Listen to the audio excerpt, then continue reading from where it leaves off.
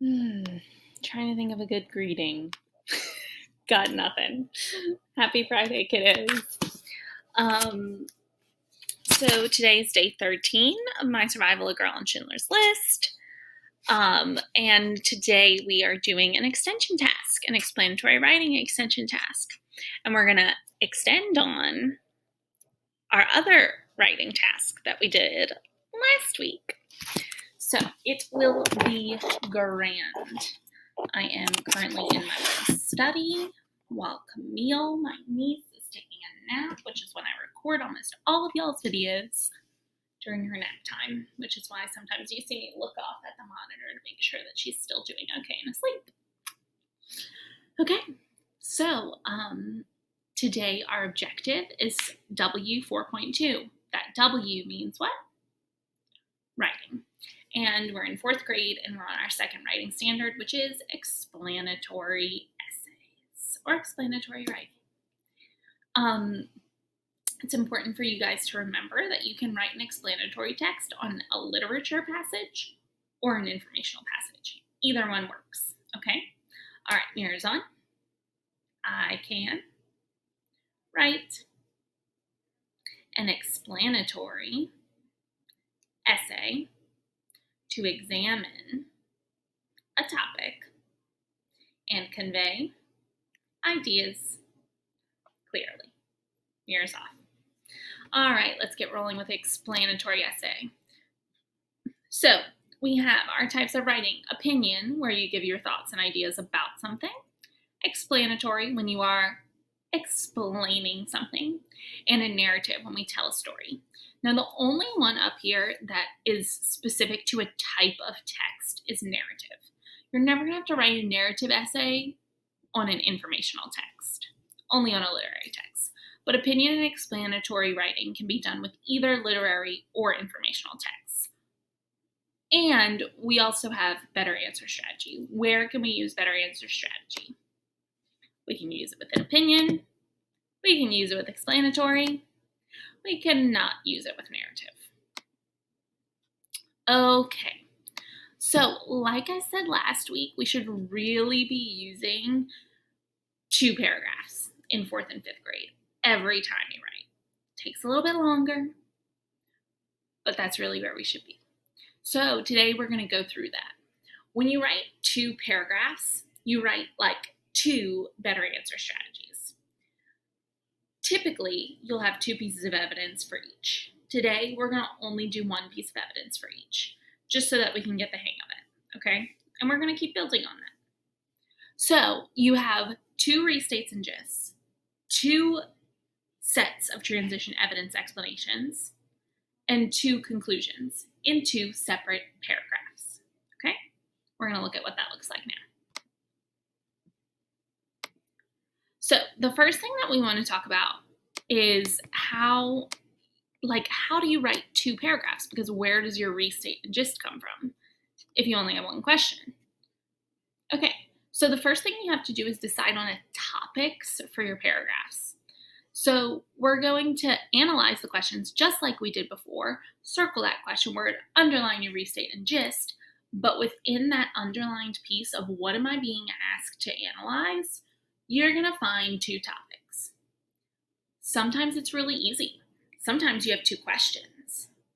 A lot of times you're being asked to compare and contrast something, which again is a really easy way to find 2 topics. One is comparing, one is contrasting. Done. Sometimes it's less easy. Sometimes you have to really think and analyze a question to figure out where your 2 topics should be. So we're going to look at a couple examples for both, and then we're going to write one all the way through, okay? All right, so here is the planning page that I like to use for our 2 paragraph response. This one only has 1 evidence and 1 explanation, but we're going to look at ones that have 2 too. So we're going to start using a page like this to plan, but it's going to look a little bit different. We don't have a whole lot of time to plan. When you're writing a 2 paragraph essay, you don't have a whole lot of time to plan. Some of you guys don't plan, and that's okay. We just have to make sure usually like when you start a new writing strategy or when you start something new, you do want to fully plan. And then you start to understand and know what you need to plan. For me, when I write a big piece of writing, which you write explanatory text throughout your whole entire life, you're still going to write them. When you answer a question for a job, for an interview, that's an explanatory text. You're going to write them through your whole life. So when I write big text like this, I like to write my topic sentence and my concluding sentence fully out. And then the middle pieces, I just kind of bullet because I know that I can fill that in as I go to write my final draft, and it'll still be okay. It'll depend on what you're good at and what you feel needs to happen. But for the start, you want to plan fully, just in case, okay? All right, so here's one that we're going to practice with. Our question says, you read the articles Our History with Horses and Animals with Important Jobs. Think about the key details in each article that tell what service animals do to help people. No question yet.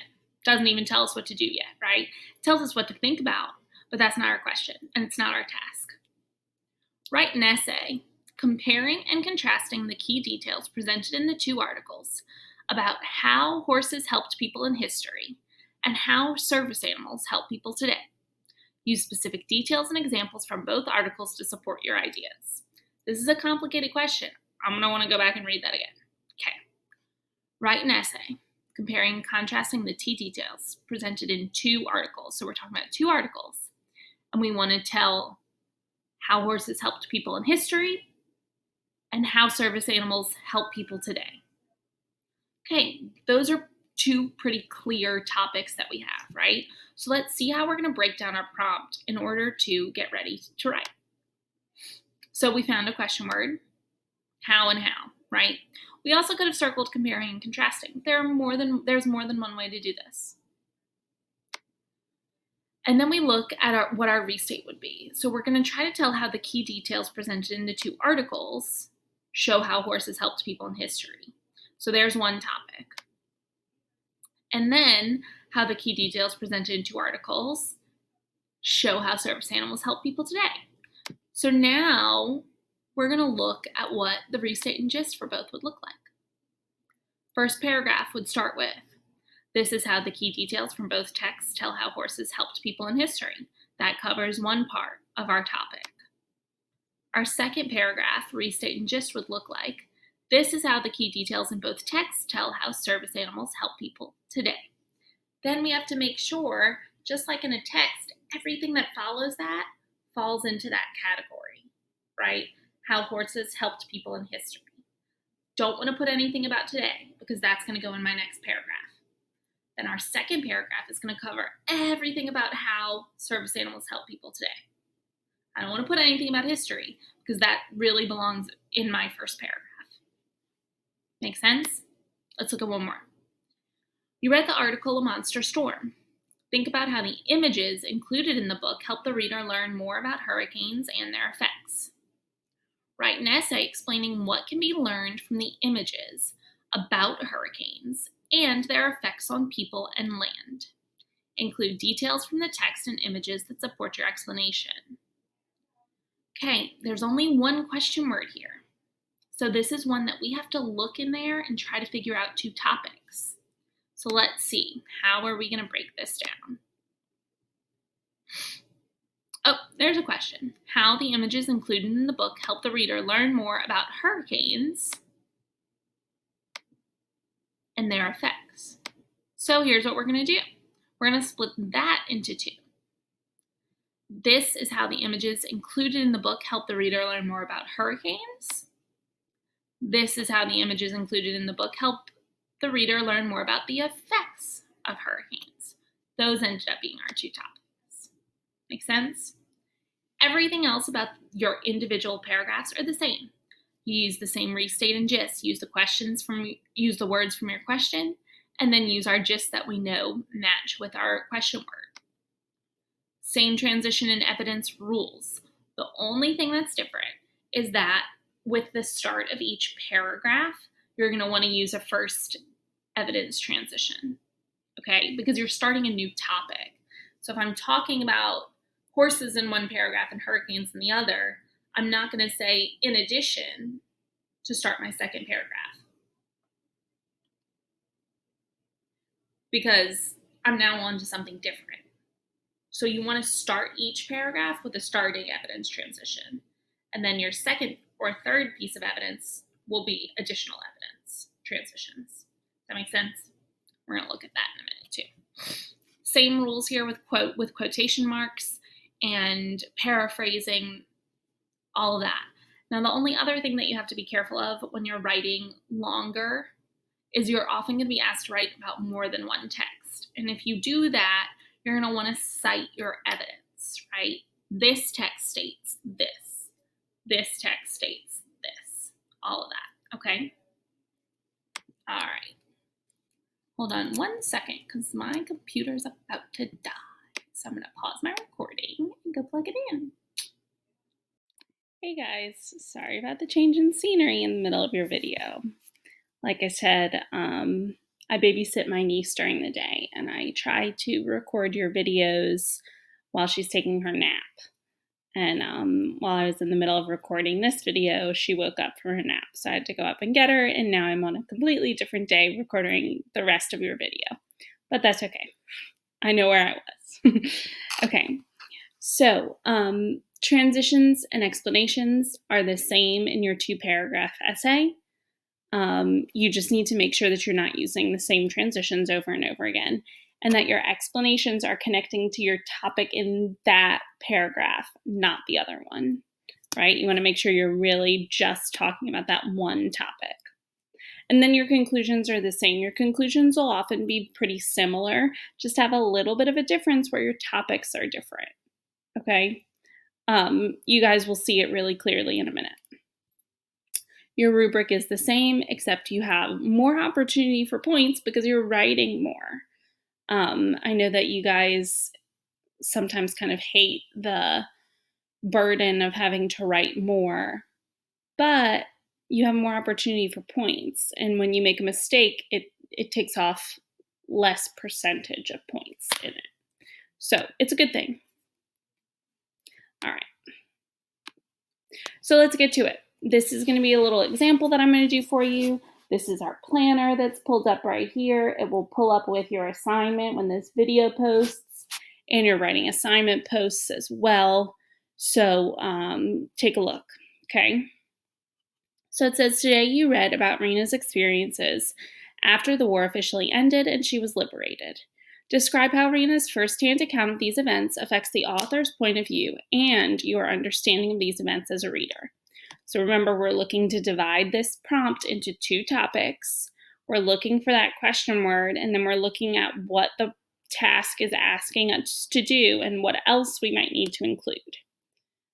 So I chose describe as my question word. You can also make how work, but I just went with describe. So then my first kind of section is going to be how Rena's firsthand account of these events affects the author's point of view. And then my second piece is going to be how Rena's firsthand account of these events affects my understanding as a reader. So I pull up my first topic, firsthand account. I'm going to go in and do my whole first paragraph. Now, you guys, as you continue to plan for 2-paragraph essays, you might prefer to do this in a different way, and that's okay. You might prefer to go topic, restate and gist, and then go in and finish one paragraph and then go on and finish the second one. You might not need to do all of that. You'll get used to it, and then you'll figure out the best way that kind of your brain makes it work, okay? So don't stress. All right, so I restated my first piece and gave my gist. This is how Rena's firsthand account of these events affects the author's point of view. Then I went and looked for my evidence that supported that author's point of view piece, that firsthand account piece.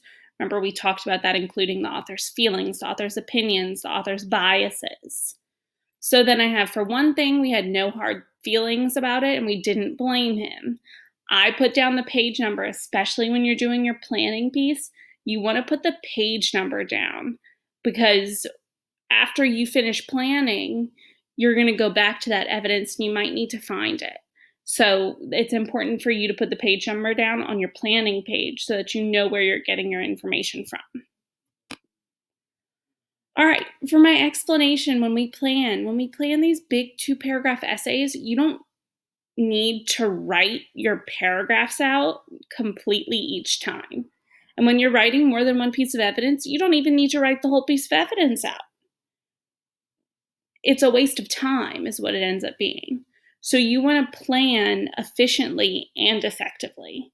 So I know that my explanation is going to connect that firsthand account to my piece of evidence, which is Rena's forgiveness and hope, right? That piece of evidence is her point of view that even after everything she's been through, she had no hard feelings and didn't blame him. She goes back and her home is being lived in by someone else, and she's like, "Oh, it's okay." Right? So she has this point of view of forgiveness and of hope. And I want to connect that to her firsthand account because not everyone who experienced what Rena experienced would have those feelings of forgiveness and hope. So that's kind of the effect. Then I'm going to restate in different words for my conclusion. This is how the author's feelings, like their point of view, because I know that point of view is feelings, are portrayed or showed by Rena's firsthand account of these events. Little bit of different words, same meaning. All right, now I'm going into topic 2, paragraph 2. I'm going to talk all about the reader's understanding. All right, so here's my restate and gist. This is how Rena's firsthand account affects my understanding of these events. Make sure you say my if you're being asked for yours in the task, right? We gotta change up that word. All right, then I'm going to go and find evidence that supports my understanding and how her firsthand account affected me as a reader. For example, but at least it was our own place, and that was a lucky thing. So I'm going to connect my understanding of the events after the war to her firsthand account because now I'm understanding that it's not so bad compared to what she was going through before, right? She said she was lucky. Then I restate again in my own words for my conclusion. In conclusion, Rena's firsthand account of the events after World War II does impact my understanding as a reader. So, same meaning as my topic sentence, just different words. Okay, so now all I'm going to do, I hope that this shows up. It should. I'm going to pull up a Word document, and I pulled up a Word document that's really on my computer, but you guys are going to pull up a Word document on your on our Google Classroom. And remember that when we kind of like label these Word documents, you want to put your name first. And then I'm going to put the teacher's name. I'm going to make sure that my font, and this is just getting you ready for growing up because pretty soon this is what it's going to look like. I'm going to make sure my font is Times New Roman, and it's 12 inches high. And then I'm going to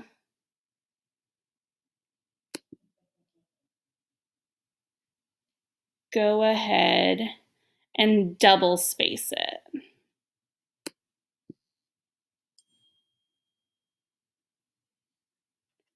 All right, then I'm going to put my teacher's name, which just so happens to be me. And then I'm going to put my date. Hold on, my double space didn't work for some reason. There we go. So today, when I'm videoing this, is April 26, 2020. All right, then I'm going to get to start. For your Google document, I am going to write your task at the top, but you don't, if for some reason the task is not at the top, you don't have to write the question. That's just for your ease, kind of doing that. Okay, so next I'm going to start to write. Sorry, I don't know why my text messages pop up on my computer. Just ignore that. It's just Miss Henry. Anyway, I'm going to start to write, and I'm going to use this to help me write. If I can get it to a nice size for me to actually be able to view it.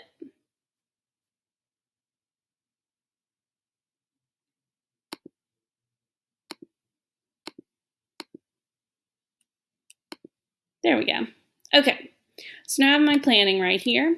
The first thing I'm going to do is make an indent, and on the computer I use the tab button to do that. So I press tab. There it is. All right. I'm not going to write the topic. That's just for me when I'm planning. I'm not going to write that in my final draft. I'm going to start with my restate and gist. This is how, and I did my whole restate and gist here so I can just copy it straight forward. This is how Rena's first hand account of these events affects the author's point of view. And I go straight into my evidence, which I also wrote full out, so I'm just going to copy it. For one thing, we had no hard feelings about it and didn't blame him. Now, I put an ellipses at the end of this. These are my 3 dots because I didn't completely finish the sentence from the book like the book does because I didn't need the ending piece. I only wanted that beginning part, which is fine. You just have to show an ellipses there, okay? All right, then I'm going to go into my explanation. I need to make sure I include that transition word. So this proves, and then I'm going to do a mini restate. I'm going to go back to my restate up here.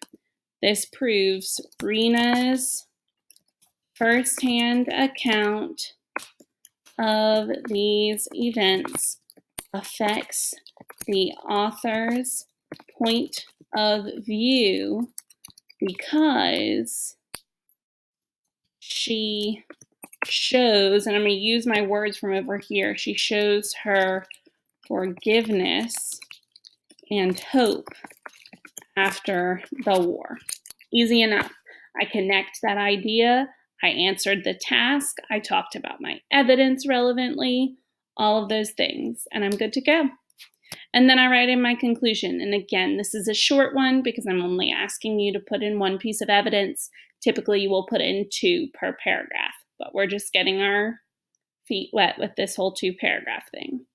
All right, so then my conclusion comes. This is how the author's feelings are portrayed by Rena's firsthand account of these events. All right, I'm done, except I still have my 2nd paragraph. So I'm going to press enter to skip a line, just one enter, that's it. And then I'm going to press tab, just one, to show the beginning of my 2nd paragraph. Again, I'm not going to include that topic. I'm going to start on my restate and gist for my 2nd paragraph. This is how Rena's firsthand account affects my understanding of these events. For example, but at least it was our own place, and that was a lucky thing. And I'm going to make sure I include that transition word for my explanation. This demonstrates that, and I'm going to do my mini restate, Rena's firsthand account affects my understanding of these events because I see that her life post-war was not so bad compared to the terrible things she went through during the Holocaust. And then I use my conclusion. In conclusion, Rena's firsthand account of the events after World War II does impact my understanding as a reader. and I'm done. I would go back and read through front or start to end to make sure that I didn't forget anything, to make sure everything makes sense. I would go back and reread my task and make sure that I fully answered the question, that I did everything they asked me to do. Yeah? Okay. So, of course, now, oh, that's not what I wanted to do. Now you guys have a task of your own. So your task is, and I don't know, let's see. Oh, there it is. Okay. After Rena was liberated at the end of the war, she took steps to get back to a normal life while helping others. How did Rena's life change after the war? And what did she do to help others during this time? Use evidence from the text to prove your answer. Okay, easy enough. We have 2 clear questions here. How did Rena's life change after the war? There's our first question. And what did she do to help others during this time? 2 really clear questions, right? 2 really clear topics: how her life changed and how she helped others. I'm going to go ahead and give you your restate and gist. This is how Rena's life changed after the war, paragraph 1, and your restate and gist for paragraph 2. This is what Rena did to help others during this time. Fairly easy. All you need to do is find a piece of evidence for each, explain it, and write your conclusion. All right, you will have a document within this that's connected to this video in your assignment in Google Classroom, and you will have a copy with your name in front of it that's in that folder, and you'll be able to go in and write this essay out in there, and then I'll be able to see it, hopefully. All right, kiddos, good luck. Next week, we're going to go ahead and finish this book, and then we're going to start another short, quick one for the last couple of weeks of our school year. Keep up to date with Google Classroom. Keep reading. Keep learning. Love you, miss you, mean it.